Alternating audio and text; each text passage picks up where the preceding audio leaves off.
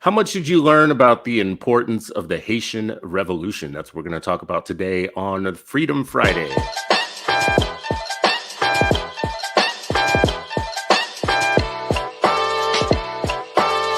is Freedom Friday, and you're still not free.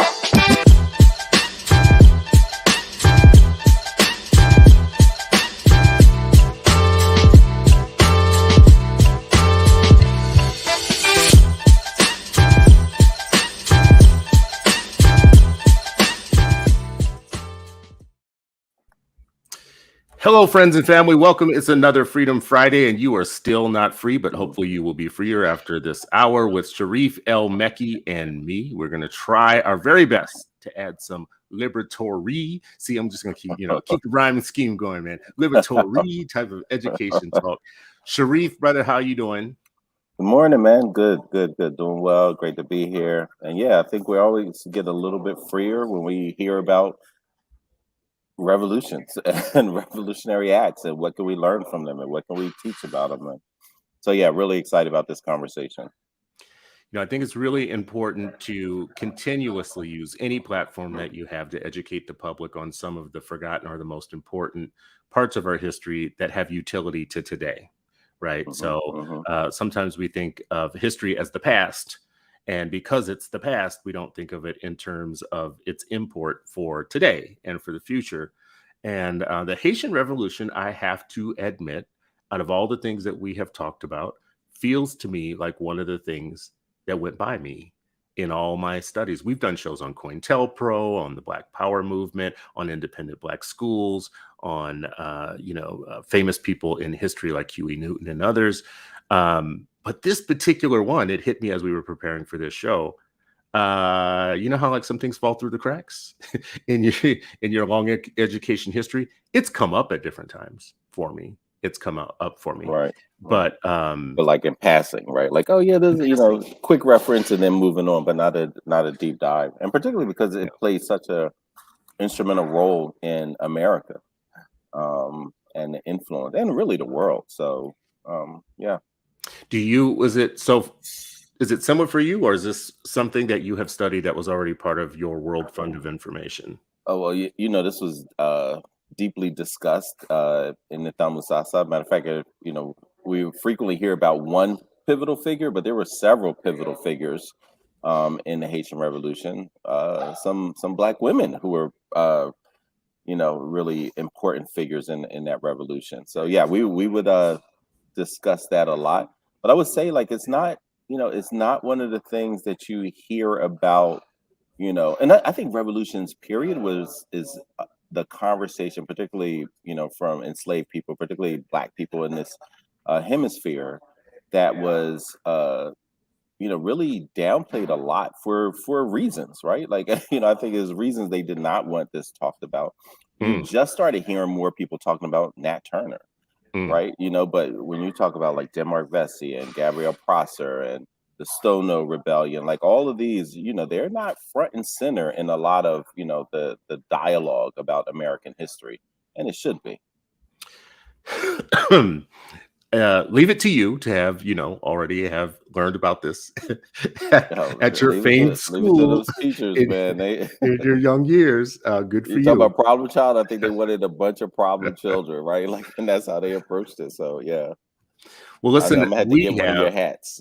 We have an official historian who will be able to join us today, who's with us, who's been with me before on a show. Dr. William Horne is a teacher, writer, speaker, editor, historian, and an avid tweeter or Twitterer. He tweets often about the history of Black liberation and other race-related histories. I like to follow him. Two reasons. One, his internet feed makes you smarter. So I love when you follow people or you follow their feed, and if you do it on the daily, you get tidbits and dates and histories to things that fill in gaps in your knowledge. So that's what Dr. Horne does online. If you want to find him, people listening and watching and following along with us today, you can just search for him, William Horne, on Twitter, and you'll find him. And at the end of the show, we'll give you his actual Twitter address, but we're going to bring him in right now. Dr. Horne, welcome. How are you doing? I'm great. Thank you all so much for having me. We are happy to have you today because anybody who can make us smarter about portions of history that may have been forgotten or not fully taught to us, that's a good use of our time and our platform always. And on this particular one, let's just start by me asking this question. There have been hundreds of uprisings, revolutions, revolts that go undocumented when it comes to African Americans in American history, but not just in American history, in global history, like in all places. There have been these revolts. When we talk about the Haitian Revolution, what's the importance of it in the context of there being so many other revolutions and revolts and uprisings or whatever? Help us situate this one with context. Yeah, that's such a great question because most of my research is in the U.S. and it's very U.S. focused. And my interest in the Haitian Revolution is in part, having grown up in New Orleans and realizing that there is this whole Haitian diaspora in the early 19th century, early 1800s, and even, continuing into the 20th century that's connected to New Orleans. But then also learning about, really in graduate school, learning about how the Haitian Revolution inspired other Black revolutions, Black revolts, particularly among enslaved people. This is something that was very interesting to me that I think is a crucial piece of our history that is, not taught in that way, and for a very specific set of reasons, I think. And so my interest in the revolution is very much informed by those sets of circumstances. And Sharif, how would you answer that same question? Like, what's the importance out of all of the other studies that we might do on revolts, uprisings, and points in time in history? How do you see this? Yeah, I see that. I agree with Dr. Horne. Not only the global influence, particularly Black people, and you can see why they didn't want Black folks to be able to read, right? Reading about what Toussaint and others were doing could be really compelling. But I think the other piece is it's a rebellion against government, right? Like entire government, entire structure. Where a lot of some of the other rebellions were against, the enslaved, the local, this was more of an international impact. When you think about, colonizers and France and there, this you're talking about a superpower. And talking about like David versus Goliath, this is literally, what this looks like. But I also think it shows and demonstrates, when you talk about like the Maroons in Jamaica, or you're talking about, very similarly in Haiti, where these people were banding together, moving out and creating these small groups, but then how does it manifest? And so for me, like the ripple effect of people freeing themselves, freeing their families, then communities, then you have an army, so it's just like constant, movement and depth to the story that I think a lot of times just isn't, it's not dug into it. So I'm so glad that we're doing this. It's been quite some time for me to even think about it. It's like, oh yeah, it's so many entrails, I think, to this story and the complexities, and then and it's inspiring and tragic all at the same time. Yeah, so Dr. Horne, well, inspiring and tragic. It's like, yeah, they fought and they achieved their goal, but it was not something that was easily won, and that you would. It's not for the faint of heart. You're not going to wake up tomorrow and be a revolutionary and go and achieve the same thing. Dr. Horne, I would ask you a question just about to help us, situate in context the actors and the players. I know that the Spanish had a hand. There are indigenous people there. There are people who have been involuntarily imported there. There's the French. The United States has some sort of touch on this or whatnot. Can you just help us with the actors and the players, the who's who within the story? Yeah, that's such an important point. So I guess to dovetail, to piggyback off of what Sharif was sharing, the Haitian revolutionaries had been enslaved people. They've been, working, under forced labor conditions, right? This is what slavery is. for forced labor conditions in Haiti for generations. Many of them, had actually they survived the Middle Passage, right? And so many of these people were in fact not even born in Haiti, but were born in Africa. And so, there's a very diverse, multilingual community that animates this revolution and that launches it and succeeds. And they defeat the French. They also defeat the British and the Spanish, the three sort of superpowers in the world today. So I guess imagine, I don't know if there's a sort of a revolution of oppressed people today that defeated, I don't know, like the U.S., that defeated China, and I don't know, some other I guess Russia, or some other superpower, right? Like this would be sort of an analogous situation, right? And so what they accomplished is incredible. And the way in which they went about it, is also incredible. And I think there's a lot that we can glean today that we can get from learning about how this revolution unfolded, how it was organized, the particular tactics and targets that the revolutionaries used. And when we think about the Constitution that came out of this uprising, this revolt, this revolution, however you want to frame it, what is important about the document, the original document, that we could learn from today? Yeah, I mean, I think the main thing, if we're looking at it from a Haitian perspective and from the perspective of the revolutionaries, is that they abolished slavery unequivocally. A lot of the fighting between France and Haiti was actually because the French, after the French Revolution had succeeded, essentially tried to re-enslave the Haitian revolutionaries. They were having none of it, right?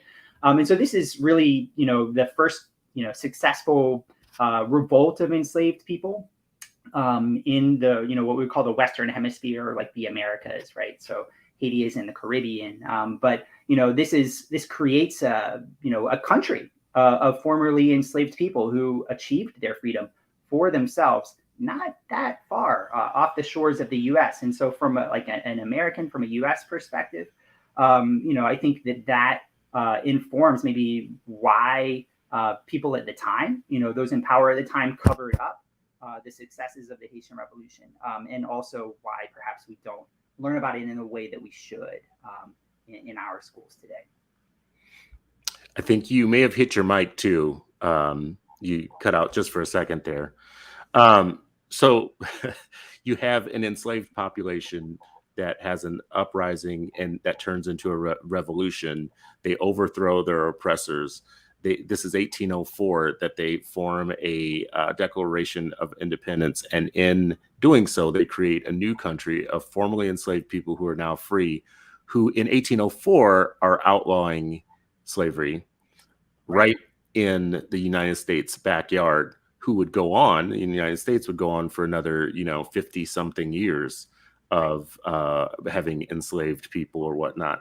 I love how we often talk about, this is a conservative stance oftentimes. United States, outlawed slavery for the first time in the world before anybody else or whatever, or was one of the first, and blah, blah, blah, that's the talking point. And Haiti did it in 1804. And it wasn't because some people sat around and said, hey, maybe we should be good people. And, some colonial power said, no, it was because that torch was coming for you. Right. And some folks burned it down. Sharif, what do you think about the way that I started today? To me, this is a pretty profound thing that I just said.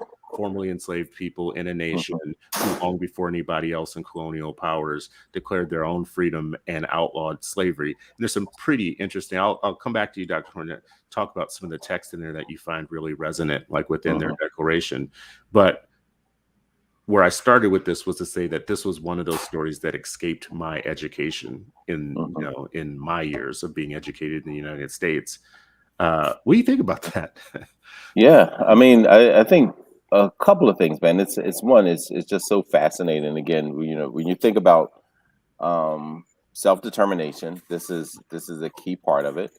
And when I think about the self-determination on one side of the coin, in this really dramatic piece of history, But also think about the hypocrisy, right? You had the French Revolution, and and Mm. everything from was let them eat cake. That was from that country, right? Like that whole phrase from the Queen or Right. whatever, right? So like you have that them saying like, nah, we're gonna remove this yoke, right? And I think it's an important part because a lot of times people are constantly thinking that, oh, in Europe it was oh, they were already thinking about democracy. They had some pretty oppressive systems, for their own people, let alone people who they viewed as subhuman, right? And so they really took those structures and then created a whole new system in the Western hemisphere. But it had a history to how they treated their own people, people who were poor, people who didn't own land, people who were not educated. And so to see that, and then you also have an African way of life, right? And you talk about even the idea like there were women who led some of the battles, Right. right? Mm. In the Haitian Revolution, right? So you're taking this African way of life, like, no, these are so this whole idea of feminism, but then looking at it from an African perspective. I think so often people look at progress or ending enslavement or writing constitutions as, oh, this is European, or this is white American, right? It's the same thing we talk about, like the classic. Oh, the classic has to be classic music is only one section. Like, no, we all got our classics, bruh. And no, we all have different ways of how we looked at our women, how we looked at our children, how we looked at education, how we looked at freedom. And so I think what Chairman Fred always talks about, like elevate the inconsistencies. There are a lot of inconsistencies about how people talk about history, Mm. who started what, who initially created what, and the actuality. So when we think about the declaration of their Declaration of Independence, I'd love to know more about what they're modeling it on, where they're getting their inspiration from. How are they constructing this? Is it whole cloth, or are they pulling from examples elsewhere? Just if you could, Dr. Horne, kind of tell us a little bit more about this as their foundational document.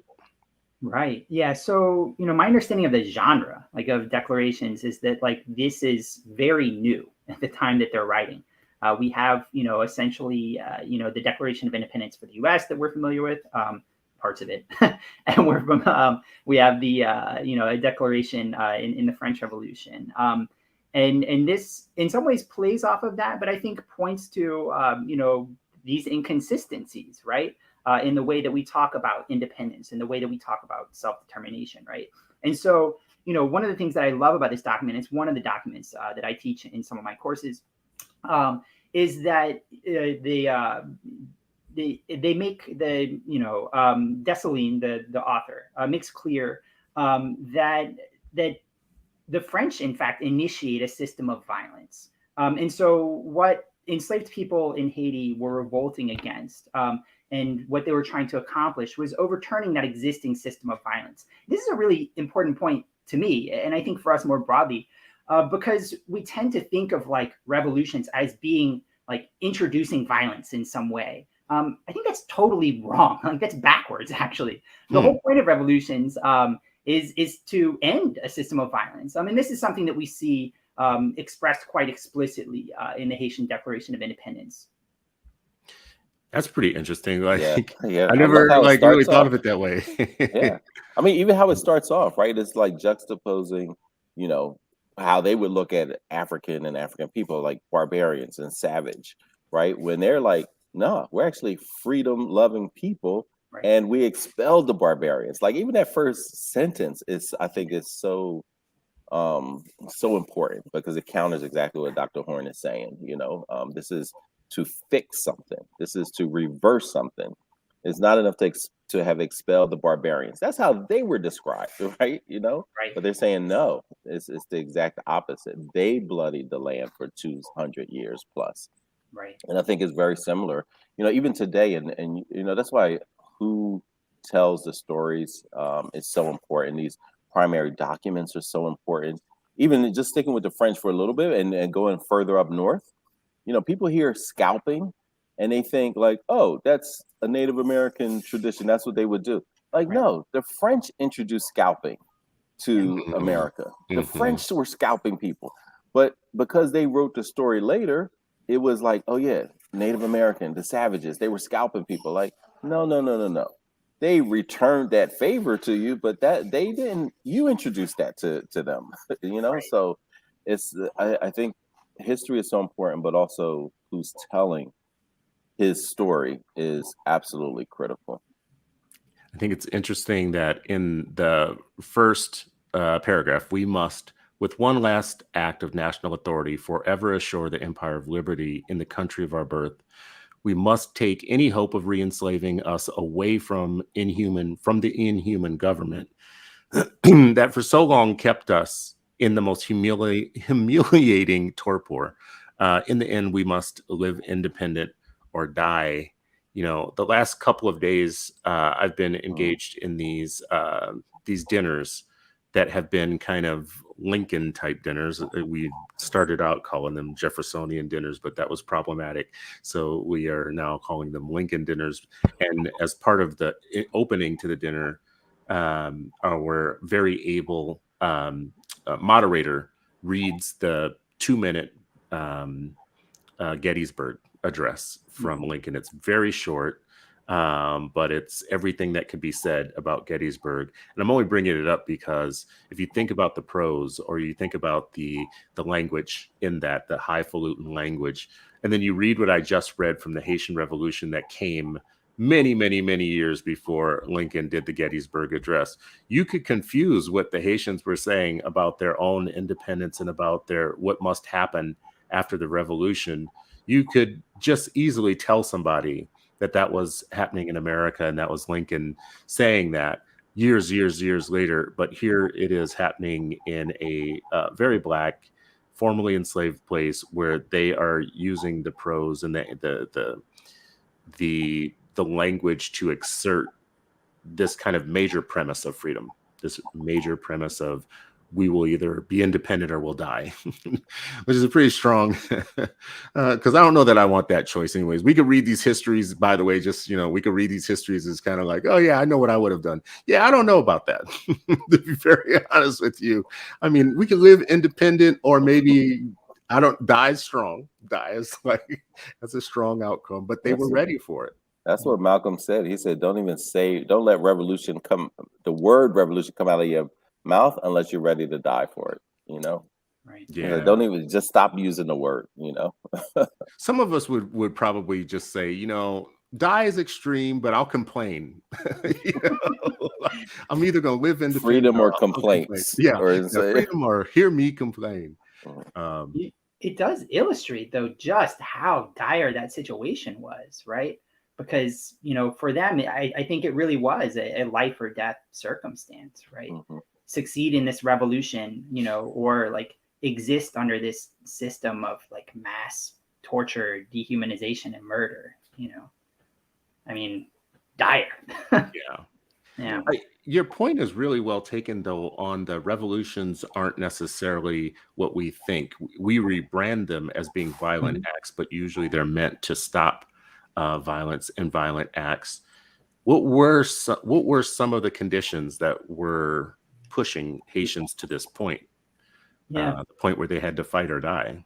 Yeah, that's a great question. I'm going to point people to a different text, C.L.R. James's Black Jacobins. It was written in the 1930s. I think you can access it for free if you Google it. And James goes into great detail in this. There's a much shorter version in his History of Pan-African Revolt that also touches on some of the enslaver violence. But we're talking about really, really gruesome stuff. There are accounts of people being baked alive in ovens. I mean, just absolutely horrible tortures for enslaved people that enslavers, wielded both as a sort of a weapon, but also as a form of like, what we would call like spectacle violence, making an example out of somebody to make sure that everyone else, is compliant, right? And so this is a really brutal system. And as you can imagine, slavery, more broadly, is a really brutal system. That was true in the U.S. That was true in Cuba and Brazil, right? Just all across places where we had systems of chattel slavery. You find versions of this really just despicable, horrific torture and violence, because that's sort of what is necessary in order to deprive people of their freedom, right? People don't just accept enslavement, right? And so although we tend not to see accounts of this kind of violence in archival spaces as much, like that's much more because those were controlled by the people who were doing the writing, right? Like we already talked about, like how enslaved people were literally banned from learning to read and write. And so what we have is a very limited window into what we can perceive, just based on like all of the evidence that we have. Like these types of systems were extremely violent, and the Haitian slavery, it was no exception. So on the day that Haitians commit themselves to their freedom and to the violence of a revolution, it's nothing to match the violence that they have been living through prior to that. I wonder if a big part of this story is that we do too little also to educate ourselves and our children or our young people, not just on these type of histories, but also like on France, for instance. This isn't the only place where France had, like, I think we're very ignorant about France. I think in a lot of ways we think of France as like one of the good guys oftentimes. They're so much more liberated in some ways. We talk about like, like Jefferson going to France, and they're already kind of liberated and they've gotten rid of like slavery, and Sally Hemings could be free if she stayed there in France or whatnot. We have stories of like James Baldwin and others going to France to find refuge from American racism, at the same time though that France is still practicing a level of brutal colonial empire-like behavior all over the world.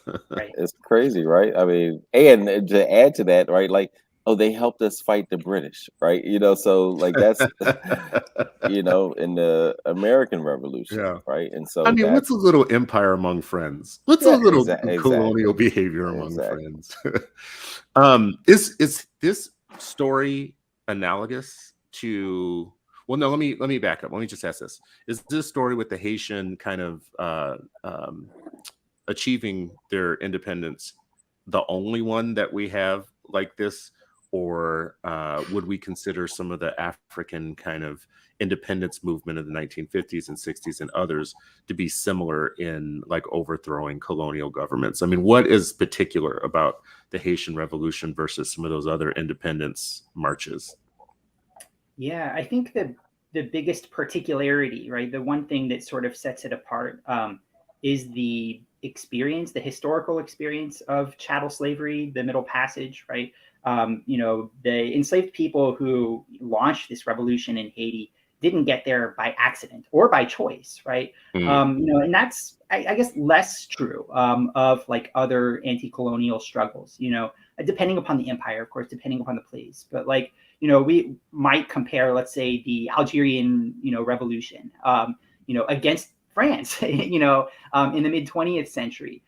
To what the Haitian revolutionaries, were seeking. It's very similar goals, self-determination, equality, those sorts of things, right?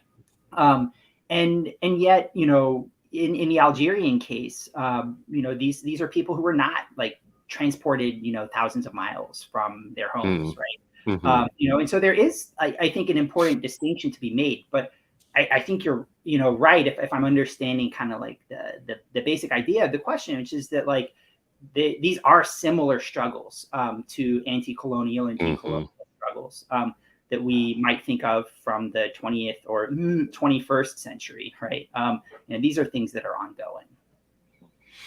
Yeah. So what we know about France is that like once you throw off their yoke of kind of colonial authority, they generally have been pretty good at saying, hey guys, my bad.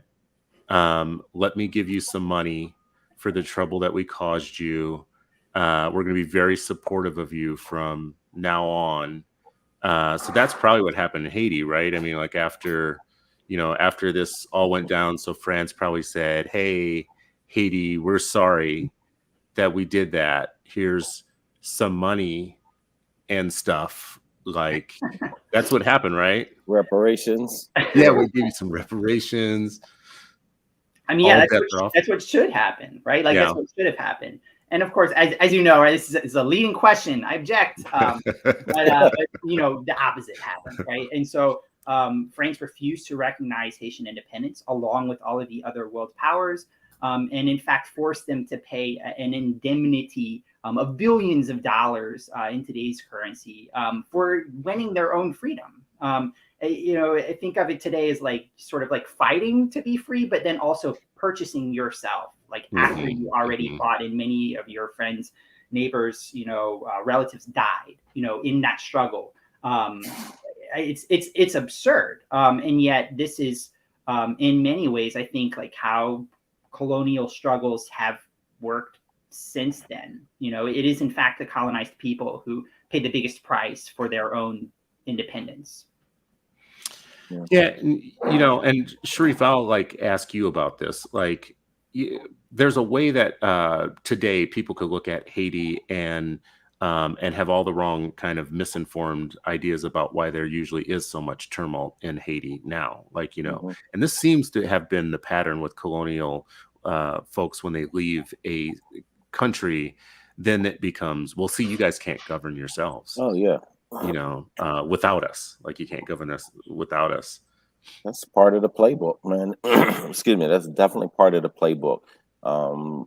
Fostering internal strife as I'm leaving, like it's literally like dropping a bomb that doesn't go off maybe like right away. It goes off in sequence. It's one of those cluster bombs, right? And that's generally what colonial powers leave behind. Because it's like, okay, not only are we leaving, we're going to take the wealth out, however we can continue to do that. We're going to try to install a puppet. If we can't do that, we're just going to create mayhem. We're going to foster, we see it time and time, France involvement in Vietnam, France involvement in Indochina. There was a French president, and I forget what he said. He's like, without the wealth that we're taking that we continue to take from the colonial powers, we wouldn't have an economy. So it props up, the colonial powers in such a way for longevity. That's their sustainability plan, is to continue to find, how do I leech from resources from other parts of the world to continue to, fund our, our supremacy that we still believe in. Even if we left your country, we still believe in our supremacy. And we're going to figure out how to engineer that in different ways. Continue, and particularly creating mayhem, so you also have self-doubt whether you can self-govern. That like what a strategy, to continue to leave that behind even after you've physically left. Yeah, one of the lessons that I did have, I didn't really have this lesson about the Haitian Revolution, but I do remember a lesson in high school about France. How they, one of the African nations that they had formerly colonized, one of the parts of their exit to help that nation was they made them transfer all their crops to peanuts, and so that they could supply France with peanuts and peanut butter, and that was the country's like sole agricultural product at that point, excluding all other agricultural products, which eventually put them into hunger because they couldn't feed themselves, because they were being treated as just as a country, one big field for the peanut economy for France. And I remember that, like seeing me as a young person having that lesson and seeing how that seems so absurd that nobody else would object, like no other countries in the world, no other people in the world. And still today, when I hear Dr. Horne say Haiti was made to pay almost a ransom for its freedom to its actual oppressors for a long period of time, it's just amazing to me that there hasn't been a movement in this late date as of this point to set things right, as we still see there being, the aftermath and the turmoil in Haiti. That's a lot of it is economic in its basis, right? And no one has ever pushed.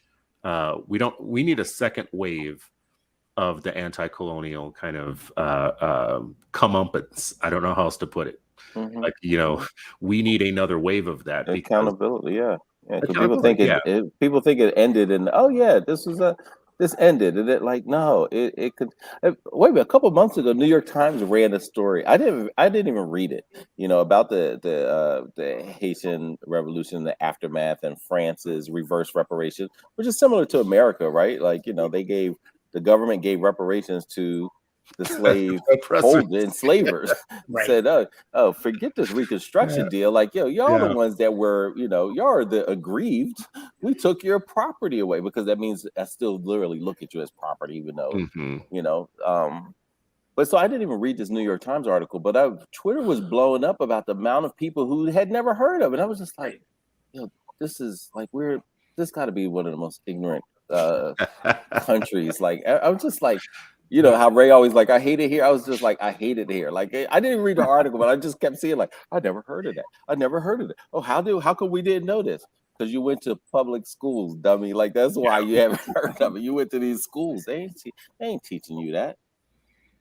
Yeah. And we talk in fancy terms around like colonialism, and we need to decolonize things or whatnot. This is the literal business of white supremacy. Yeah. This is global white supremacy. This is how it is stacked, and this is how the economy of it works. This is how it is decided who wins and who loses and who gets what. And you just said it a minute ago. This is how France survives, for instance, right? Mm-hmm. The entire French business model for their existence is a economic white supremacy business model, because you notice, and Dr. Horne, you can tell me if I'm wrong, I can't think of a single white nation that is under any of these type of agreements with another nation, like is subject to, like I can't imagine the Dutch being under the thumb of Egypt, right? Mm-hmm. like right. This is a one direction type of arrangement in the world. Right. Yeah. And, it's interesting. We tend to talk about, Western Europe as being a very equitable place, as having great, vibrant democracies, and all of those things. One of the things that interests me about this way of looking at the world is that we forget about the capital that funds all of that, right? One of the articles that I teach in one of my graduate courses looks at European welfare states as essentially like products of colonization, which pans out like when you sort of dig into the numbers. We tend to think of these places as having really great social safety nets. Those are really funded by colonial plunder, both like historical, but also like in many respects ongoing. This is how capitalism works. And so you're exactly right. Like we don't see, quote unquote white countries like under this sort of system. And in fact, exactly the opposite. The sort of things that we associate with developed countries are in fact simply like the byproducts of plunder. That's a very, like, you're going to make some enemies on that one. Just as of last night or yesterday, I was talking about how American democracy is very much in a fragile position and where we have an existential threat, I think. I feel like a crazy person sometimes talking about it because I don't think other people are as alarmed as I am. I really believe we have an existential threat, like, the idea that what we take for granted as the democratic process is in real trouble here. And I pointed to some of these European nations that you were talking about where I said they're getting it more right than we are, right? Like they have a better social safety net and welfare net and a general sense that everybody within their society has a base level of prosperity, right? Like, so you're probably not going to get robbed in some of those places because of a hunger crime. Like, they're not going to have as many survival crimes, like, and they're going to have a safer society. So then I come to this conversation today and you just completely blow that up, Dr. Horne. So I just, thanks. Appreciate that. Oh, yeah. Yeah, and you see it now. You see, like right now, people are like, "Hey, you know what? We stole this artifact. You know what? We stole tens of thousands of artifacts, but we're going to return these 10." And then they want to be applauded for it. Like, to me, that's like the audacity of it all. Like, oh, hey, Ghana, we're going to return this. This was, the important piece of the Akan tradition, and so we're going to just like, that whole British museum it should be empty. It should be pretty much empty. It's all about.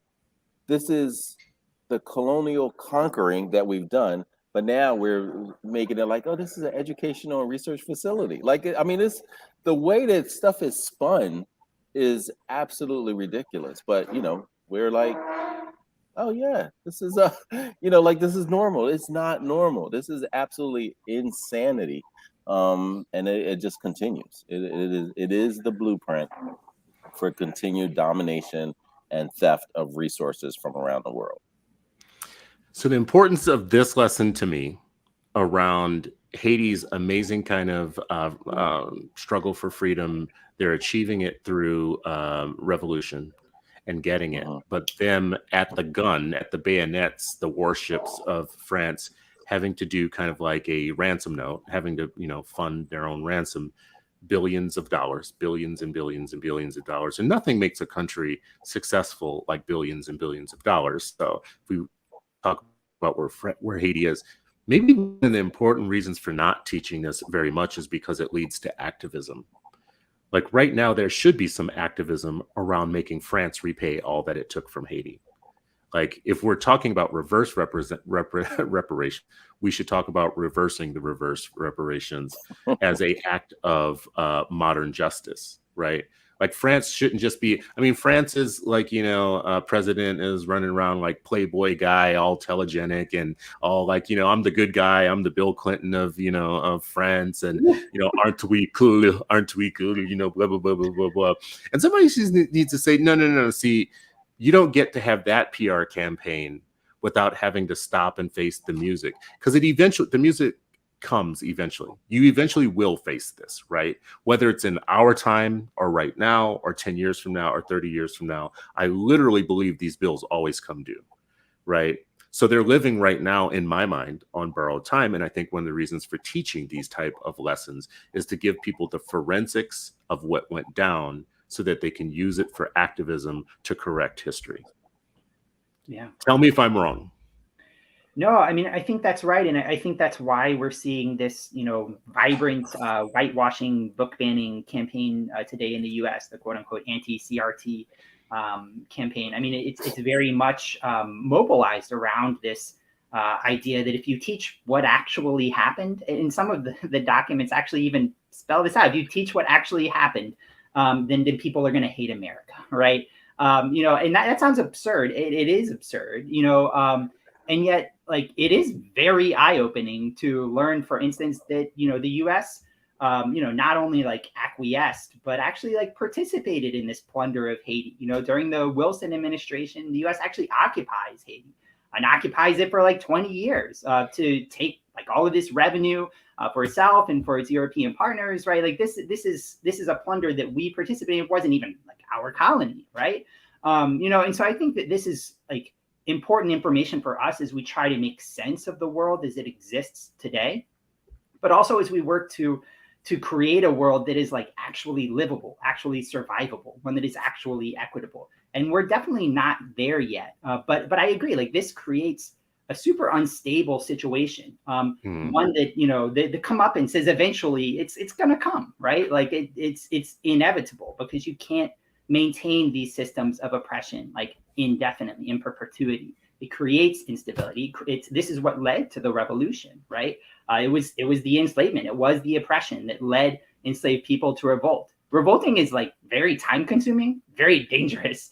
You don't do it just for funsies, right? Like, it was the system of oppression that led to this, and until we like actually address that for ourselves in the present, we're going to continue to see this sort of instability play out. What was, you just kind of mentioned it, we didn't talk about it yet. What was the United States' role in all this, and what has been their role since? Yeah, so the historic role of the U.S. has been to support, this reverse reparations process. And so the U.S. also refused to recognize Haitian independence. Lincoln, actually, we mentioned Lincoln earlier. Lincoln sort of somewhat participates in this before we eventually do recognize Haitian independence because he wants to deport, the formerly enslaved people in the U.S. during the Civil War, and so this is a process that is actually like ongoing in his administration, like as he is working on the Emancipation Proclamation. And so this sort of what we might think of as like like what we hear sometimes in schools as like a gift of freedom from the Lincoln administration. It is like anything but that, right? This is a response to the demands of enslaved people in the U.S. They demanded to serve in the military. They demanded liberation. They demanded the right to vote. Those demands are eventually met, but only because of their organizing, only because of their activism. So Lincoln is actually like super problematic himself, I guess. But that's maybe another story for another day.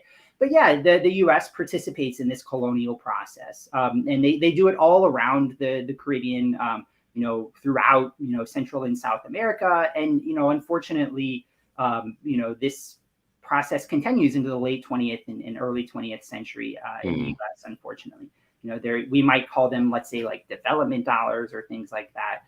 We might talk about like, I don't know, like resisting regimes or but really what we're talking about is in fact, simply depriving people of self-determination and doing that to exploit their resources and their labor. This is a very old system that is in many respects ongoing.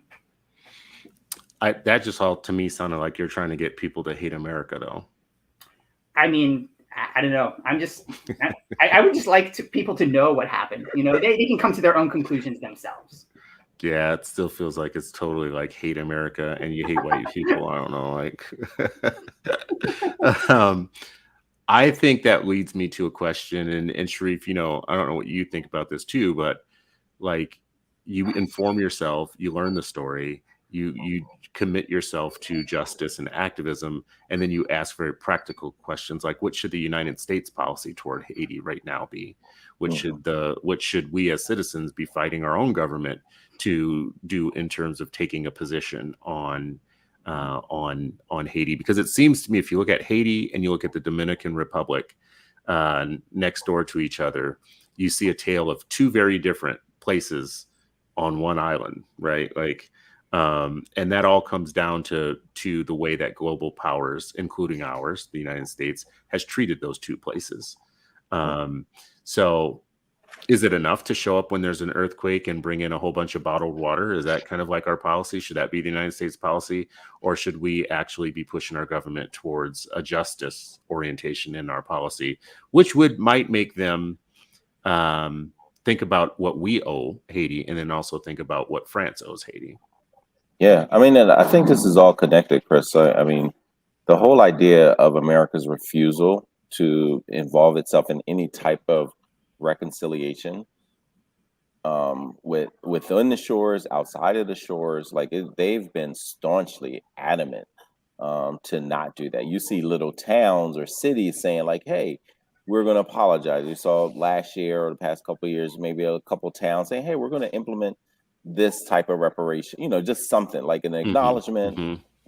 America refuses to do even that, right? Like, and so what does it mean when a country has raped and pillaged and murdered for hundreds of years, and yet the government, who claims it is, outsourcing democracy, can't even acknowledge that within its own history?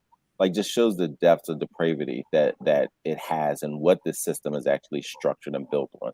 So I don't see them acknowledging any of their, because they don't. America, if you think about it, they don't even describe themselves as a colonial power, even though that's exactly what they were doing over here as well. As they were fighting the British, they were also like, yo, down here, down south of us, like, yo, we should have these islands. We should be taking this over. Like, all right, France, y'all are old world colonial. Let us hold my beer. Let us show you the new way of, what colonial powers. Who are you saying that about? The United States? America was saying that to Europe. Man, I'm not going to have any of this anti-Americanism this morning. I don't know what you're doing. So I think part of it is just us being aware, teaching it, and making sure it doesn't stay buried. And also just constantly, pointing out the hypocrisy of it all. So as soon as they start, oh, this is or that country, this is like, we say, like, no. Whatever you say about Iran, you actually supported a coup d'etat. The CIA destabilized them, right. And everything that happened after that was because of that, your involvement, right? And we could just keep pointing, whether it's Cuba, whether it's Iran, whether it's other parts of Asia, whether it's all up and down. I mean, I had a book when I was a kid My aunt had it, and every time I would go there, I would read it. And it was just about the CIA involvement in Central America. The book was like this thick, just about their involvement Yeah. and just their sickness, right? Because all the stuff they talk about, like the other, they're doing it, right? In these secret, we talk about secret jails now. No, that's been going on, and their involvement in some of the sickest stuff is just a continuation. And so now I think one, just making sure that we're vigilant and we're aware, and we don't we don't believe the hype, as PE used to say, right? Because it's very easy to fall into, yeah, we're resistant, but oh my gosh, this is amazing, and everywhere else is still worse. Like no. Why might you perceive it worse? Who told you that? And what are they struggling against to try to maintain dignity, humanity, sanity, and just a level of just organization in a country? America's job is to destabilize, but also destabilize our thinking. And that's the danger of it. Our thinking is destabilized in so many different ways because we're bombarded with so many lies and half-truths and falsehoods. And if you're not vigilant about that, you will start believing it. It's like it's been billions of dollars of like how to brainwash you, but we all think like that doesn't happen here. That happens everywhere else. No, it happens right here, particularly right here. You've heard me say this, I think, once before. First of all, I am on TikTok, everybody listening and watching. As an old person, I am an old person on TikTok. I'm kind of a big deal there. They're going to kick you out. But so often you will hear me say stuff like, I learned this on TikTok. This one TikTok came up. Well, there was a TikTok of somebody, and I think it was an American high schooler who went to Germany and did a TikTok on Germans teaching of American history, how different it is than our own version of it, and how de-indoctrinating it is. I don't know if there's a word there, but so I went out and bought the book, right? And it's slim, it's elegant, it's thin, it's not a lot of information, but it does talk about the delusion of America. Like America is literally being taught delusional things about itself, about its exceptionalism and these different things. And it's just funny to see a different country who doesn't have any investment in us becoming dumb citizens, like how they teach their citizens about what we're being taught about ourselves, right? And you just mentioned, what you just said is firmly in that book. When you get it, it's a very kind of clean, just like, no, it's literally known that Americans indoctrinate themselves. Like they literally lie to themselves about their position in the world or whatnot. And this isn't like Germany trying to be mean. Germany loves America. America loves Germany. Blah, blah, blah. We're all friends and stuff like that. No, they're not. They're just teaching their people not to be as ignorant as us about us, right? Like they're teaching our history in a way we should be teaching ourselves. Like this is the way the indoctrination machine works. I think, though, and someone has already said this as a quote, that education is for action. And the reason that you would stop education is because you don't want certain actions to take place. So very educated population on stories like the Haitian, the lineage of the revolution, like what happened afterwards and how do we get to today, might cause people to become more kind of demanding that their government make right in the world things that we now know are wrong. But if you don't know it, then there's not going to be any action around these things, which is a good reason to pass memory laws. It's a good reason to outlaw books and to outlaw knowledge and to start subtracting books from the libraries rather than adding books to the library, right? Like when they start going after libraries and schools and what teachers can say and what they can practice, and even outlawing, we want to outlaw feeling uncomfortable about your country. We don't want that to even be a thing. Like you can't even feel uncomfortable. Man, listen, if you guys are not as alarmed as I am about the moron movement, like this is a movement to make 1 million morons in the United States. And I think that like that's why we use this platform for these type of topics. I think we should land on, with the Haitian Revolution, like what you all would want people to do with the information once they educate themselves about the importance of the revolution, the importance of the Declaration of Independence that came out of it with the Haitians, and where we are now. What would you want people to do with the knowledge? Yeah, that's a really good question. I guess it's important for us to understand the system that we inhabit and that we, like, in many respects, like, willfully or or willingly or unwillingly participate in, which is a system of oppression. It's a system of profit and power. And what we're confronting today, is very much, and it just is what it is. It's a fascist movement in the Republican Party. That's just what it is. And one of the things that we can take away from the Haitian Revolution, who they're fighting back against a very oppressive regime in its own right, one that is again organized around property and power, is finding a way to make that system of property and power unusable. And so one of the first things that the Haitian revolutionaries do is they target the cane fields, the sugar cane fields that had made Haiti a profitable colony. They target sugar mills and they target plantation houses because they want to make sure that, like, their bodies can no longer be used, right, to make profit for their torturers. And this eventually is what wins the Haitian Revolution. I mean, there's battles, of course, all of that stuff. But like this tactical approach to, like, understanding how the system works and then making sure it doesn't work anymore, that's huge. And that's something that, is a big picture lesson we can, I think, apply to our own lives today. Understand, like, how this system works that we're, like, operating in, that we in some ways participate in, and then figuring out ways to make it not work. Not that so we can, like, destroy everything, right? But so that we can make things better, so that we can create a livable future.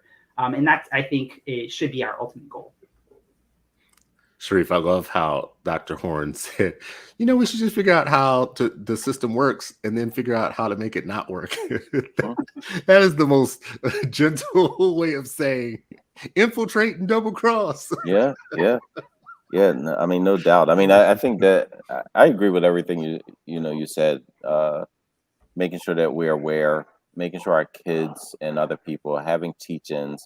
I think just the awareness of where we sit,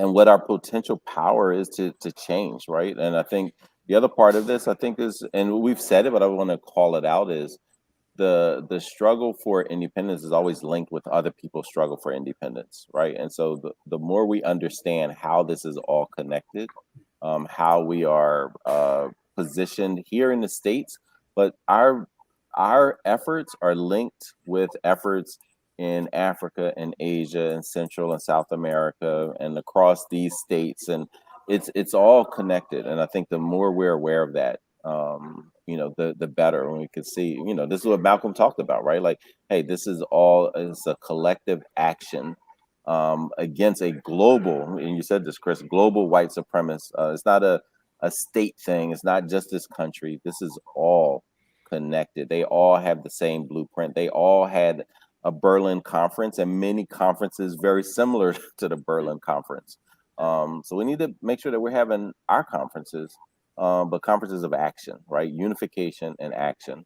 But you can't do that if you're ignorant. You can't do that if we're unaware. We can't do that if we think we're the only ones that are, experiencing this. The world is, the global majority is. We need more. What's the that white woman that was joined the Freedom Riders, Joanne Mulholland or something like that. Like, we need more of those people being educated as well. It's educating us as people of color, Black and brown people, indigenous people. It's also making sure that white people are educated about, what's happening, what has happened, and what will continue to happen unless they also stand up. I actually love, I love this show. I love this topic. I do think that education should be for action. I do believe that these platforms that we all have and these pieces of information, it's our job to share with each other. Because there's some histories and some education that you're not going to get from formal schooling sometimes. Hopefully, if you're an adult, you're a lifelong learner, and you take every opportunity to engage with people that have pieces of information that fill in your world fund of information. And that's what I think this is. That's why I was very happy to have Dr. Horne on today, and I'm glad you suggested it to us. I appreciate that. I think we need to start teaching our children, especially our children of color, that the struggle for liberation is a continuous act that doesn't stop with different points in history. It doesn't stop with a declaration or an uprising or a protest or getting on the news or, a viral video. None of those things. Or a grant, or getting a grant from but we need to also start empowering our young people with the idea that they were active actors and they had agency in the acquisition of their freedom. It wasn't, mean white people held us down, and then those mean white people decided to stop being mean. And once they decided to stop being mean, they freed us and let us go. And then everything was okay after that. We got our rights. That is the wrong story. First of all, it's ahistorical and it's inaccurate. So it's the wrong story to implant in our young people. It's also disempowering that we teach them somehow we were released from our bondage, or, good people just changed their mind. Lincoln, the great Lincoln, just freed us one day and just decided, no. We have always called the question on our oppression and forced it to the point where we forced people to either get out of our countries, get out of our neighborhoods, release us from bondage. And now the extension of all of those movements has to be, you're gonna have to pay for it, right? And the old movements were about, get out of my neighborhood, get out of my place, leave me alone. Now it is, no. Oh, by the way, you didn't pay your exit tax on the immoral movements that you did with our people. And that's where we need to be now. As an educated 21st century people, that would be the next demand, is that they actually pay, because nothing is more real and more material in global white supremacy than capital. And it is time. I'm here for the check. Stick them up. Not just kidding. Anyways, this has been another episode of Freedom Friday, and you are still not free, but hopefully you're freer than you were when we started. Our guest today was Dr. William Horne, PhD. He is a teacher, writer, speaker, activist, editor. You can find him on Twitter. His Twitter handle is @WIHorne. Horne. So WIHorne on Twitter. Please find him and follow him, because I can't do justice to the amount of good information that he produces on Twitter. Thank you so much, Dr. Horne. We appreciate you. Thank you all for having me. It's been a pleasure. So for our friends and our families who have been watching and been commenting on the show, please share it with other people. It's always hard on Fridays for people to join in the morning, but we know that you guys watch later. So please share it with your friends and family, and we'll see you next week for another